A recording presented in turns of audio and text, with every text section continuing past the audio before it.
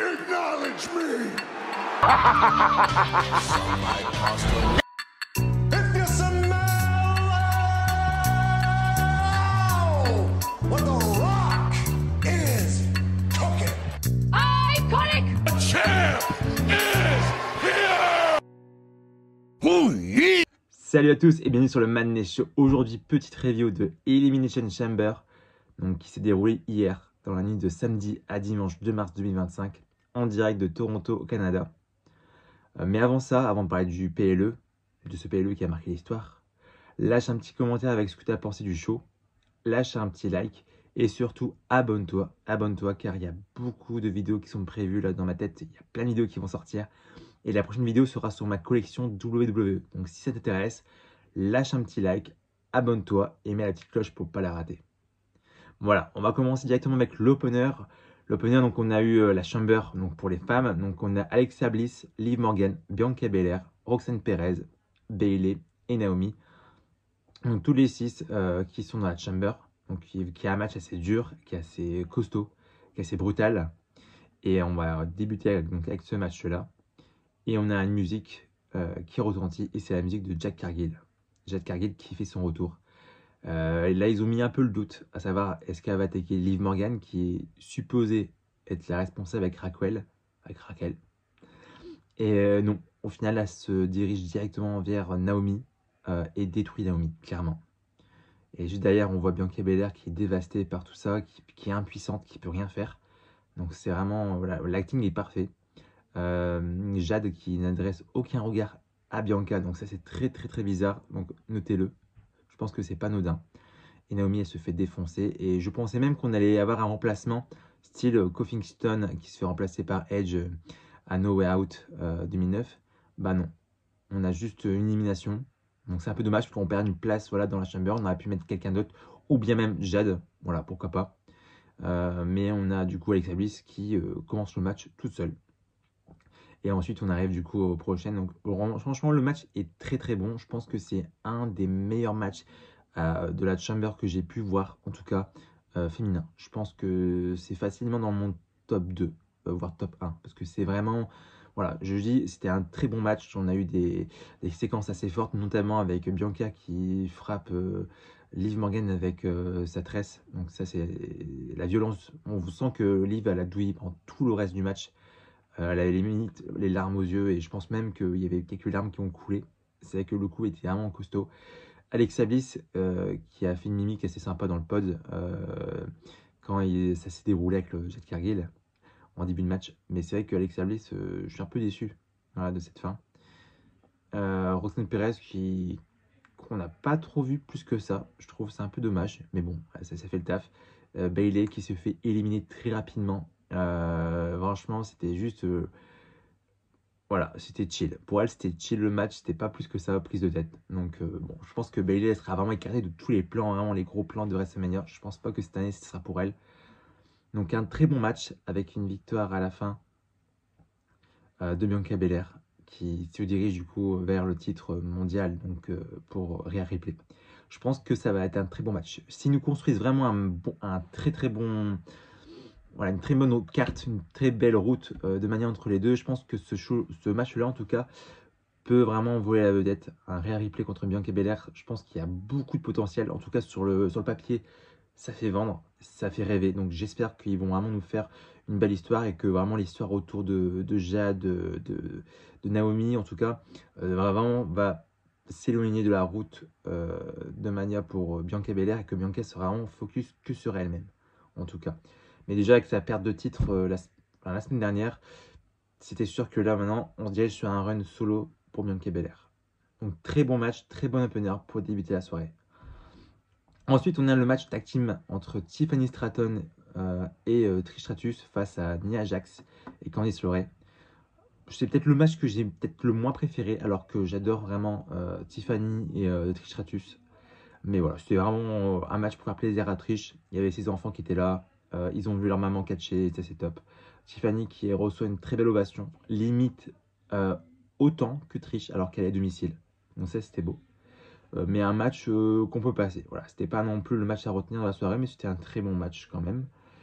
Ensuite, on a le match à stipulation avec Kevin Owens et Sami Zayn.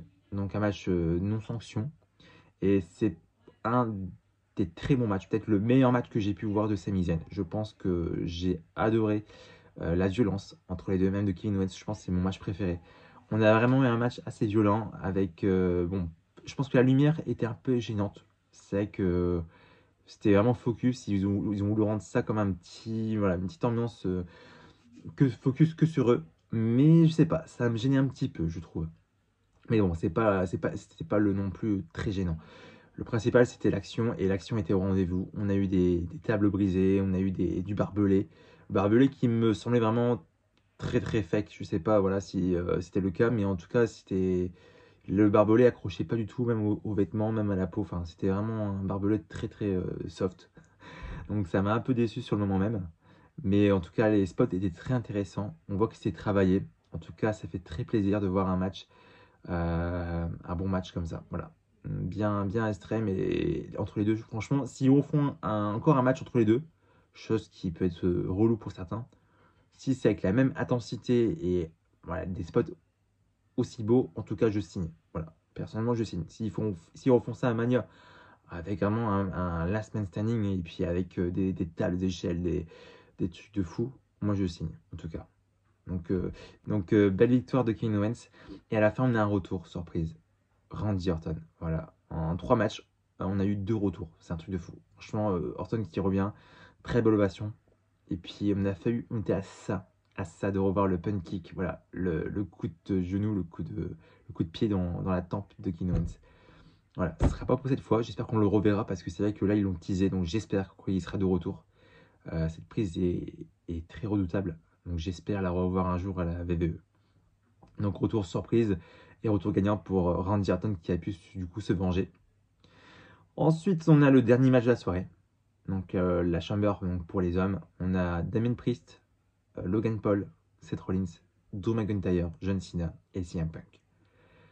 Voilà, on a quand même du très beau monde, notamment avec Rollins, Drew McIntyre, John Cena, CM Punk. Un peu moins hype concernant Logan Paul et Damien Priest, même si ils ont tous fait le taf. C'était un très très bon match. Et Hunter Triple H nous a fait rêver. Il nous a mis CM Punk et John Cena à la fin. Voilà, franchement, je voulais le voir. C'était juste le moment que je voulais le plus le voir.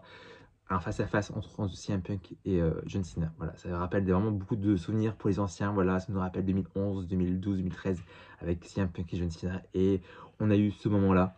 Donc c'était super cool. John Cena qui m'a fait quand même douter de ses capacités, notamment avec ses matchs, que ça reste WrestleMania 39 face à Theory ou même à ses dernières confrontations, que ce soit notamment à Mania. On voit que ses qualités in-ring ont un peu baissé. J'avais un peu peur de ça. Mais il a tenu quand même l'endurance, voilà. Il a eu encore le cardio, il nous a fait quand même des bons moves. Il a fait son finisher sur CM Punk qui a refait son JTS sur Cena juste derrière. Enfin, franchement, l'enchaînement était très très beau, très très bien. Ça faisait, voilà, ça faisait plaisir. Et la fin, franchement, Rollins qui met son finisher sur Punk et qui offre la victoire à Cena. C'est vrai que déjà ça mettait la puce à l'oreille parce que j'ai vu John Cena profiter de la situation et c'est vrai que pour John Cena c'était très très bizarre de le voir comme ça, profiter d'une situation comme ça. Mais bon, je me suis jamais dit qu'il va se passer ça derrière. Mais en tout cas, c'était une très belle fin avec un STF. Et le STF, ça fait très longtemps qu'on l'a pas vu. Donc c'est cool de le mettre en avant. Donc le STF qui est remis en avant. Et cette prise-là, c'est quand même une prise de soumission. Donc c'est un peu plus...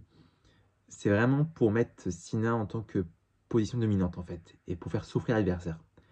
Donc le fait de remettre le STF à la place du Attitude Adjustment, déjà on sent que le STF va revenir un peu plus durant les matchs de Cena et ça c'est cool. C'est une prise de soumission que j'affectionne. Donc voilà, donc victoire de John Cena et John Cena qui affrontera donc Cody Rhodes à WrestleMania 41. Et notamment, quand on parle du loup, on a justement Cody Rhodes qui fait son entrée tout de suite après. Donc vraiment petit moment sympa entre Cody et John Cena. Voilà, ils se sont fait un petit hug, etc. Et puis on a Travis Scott qui arrive. Donc c'est le chanteur de WrestleMania, donc du thème de WrestleMania. Très sympa. Voilà, très sympa de le voir, je dis pas. Et on a surtout The Rock qui le suit. Et on a The Rock qui a une tenue vraiment noire, tout en noir, qui arrive sur le ring. Et du coup, qui demande à Cody que s'il dit oui, bah, il aura tout ce qu'il veut. S'il dit non, c'est la fin du rêve. Et Cody qui l'envoie bouler, voilà, qui l'envoie balader. John Cena. John Cena qui est content, pas car Cody Rhodes n'a pas rejoint le côté obscur avec The Rock. Donc, très bon moment. Et ensuite, on a John Cena qui fait un hug à Cody Rhodes. Et là, qui regarde The Rock et qui met un low blow à Cody Rhodes. Voilà, un heel turn de John Cena. Alors, je vous dis pas ma réaction, choqué. Je pense que personne ne l'a vu venir depuis plus de 21 ans, je crois. John Cena n'a pas été heel. Et même dans les moments de sa carrière où on aurait pu croire, notamment par exemple à WrestleMania 30 face à Bray Wyatt, où il était à ça, voilà, de passer heel, mais il l'a pas fait. Même quand il s'est pris une rouste par Brock Lesnar à SummerSlam 2014, bah, il n'est pas passé heel. Il y a eu tellement de moments où il était à ça de passer heel, et il l'a pas fait. Même à WrestleMania 36, je crois, face à Bray Wyatt justement, où c'était un peu flou, il a pu passer également heel, car on avait ce côté psychologique, bah, il ne l'a pas fait. Et ce moment est arrivé à un show, voilà, un mois avant WrestleMania. Enfin, je veux dire, c'est vraiment, je pense qu'à un moment comme ça, on aurait pu peut-être le prévoir à SummerSlam ou à Mania ou aux Series, ailleurs. Mais à la Chamber, c'est vraiment le PLE, tu te dis ça va être chill, et au final, pas du tout. C'est un PLE qui a marqué l'histoire et qui va rester en tête pour beaucoup, quoi. Franchement, là, le heel turn de John Cena, c'est le plus gros moment de catch en termes de rebondissement depuis la fin de la streak à WrestleMania 30. Voilà, clairement. Même la défaite de Reigns n'est pas au même niveau pour moi que ce heel turn de John Cena. C'est un moment historique. Voilà, c'est un moment historique comme le heel turn de Hulk Hogan quand il est arrivé à la WCW et qu'il a rejoint Nash, Kevin Nash et puis Razor Ramon avec la sélection de la cuisse. C'était une scène à l'époque. Et justement, ça a permis justement une nouvelle dynamique à Hulk Hogan à l'époque. Mais là, John Cena, surtout sa tournée d'adieu. C'est sa tournée d'adieu, donc justement, il s'en fout le gars. Le mec, dans moins d'un an, même pas, dans 9 mois, il aura fait son dernier match, quoi. Et après, basta. Donc il aurait pu vraiment finir sa carrière sur, bah, je profite, je reçois les acclamations, je fais les photos avec les fans durant cette année. Et voilà, c'est tout, quoi. Et en plus, il les aura, cette ovation, quoi. Et même son ovation à Paris, ça aurait été incroyable. À Clash in Paris, enfin, il va recevoir une ovation de dingue. Et là, non, il passe il. Et franchement, je trouve que c'est culotté. John Cena et la direction, voilà, Triple H, The Rock, et les écrivains, les scénaristes, ils ont porté leur couille, voilà, font pas clairement. Et je trouve ça beau, je trouve ça bien parce qu'au moins, on peut encore être surpris dans le catch. Et ça, c'est top. Et ça, c'est top. Franchement, croyez-moi, parce que voir John Cena passer il après tant d'années, alors que c'est vraiment une chose, je pense qu'on s'est fait à l'idée. Je pense qu'on est beaucoup à se dire, bah, John Cena, bah, c'est bon, il le fera jamais maintenant. Pour maintenant, il le fera jamais. Surtout là, cette dernière année. Et là, il le fait.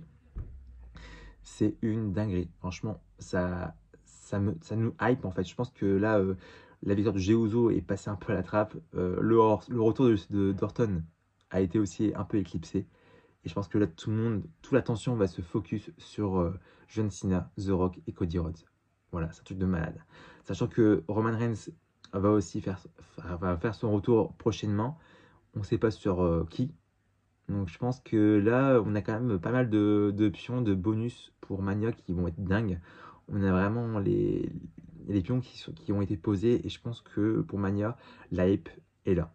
Je pense qu'on va avoir une très belle édition de WrestleMania 41. Voilà, rien à dire. Je pense qu'il y en a beaucoup qui ont critiqué un peu la route pour Mania depuis la victoire de Jey Uso et qui n'ont pas eu cette hype. Bah, je crois que là, en un show, tout est parti. La hype, elle est là. Il nous reste un mois avant Mania, donc je pense que on va kiffer de fou.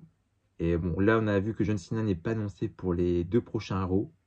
Donc là, le prochain Raw où il est officiellement annoncé, c'est Raw Bruxelles, en Belgique.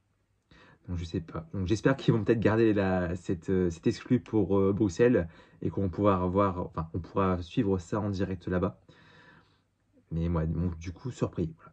un match et puis un segment, voilà. Enfin, franchement, la fin du show était incroyable. Donc, hâte de voir la suite. Donc, dis-moi en commentaire ce que tu en as pensé, si tu étais surpris, ce que tu penses voilà, de la suite pour John Cena. J'ai très hâte de savoir ça. Et on se retrouve du coup pour la prochaine vidéo. Donc, ce sera sur ma collection WWE qui sortira en fin de semaine. Donc, n'hésite pas à mettre la petite cloche. Comme ça, tu la rateras pas. Allez, salut tout le monde!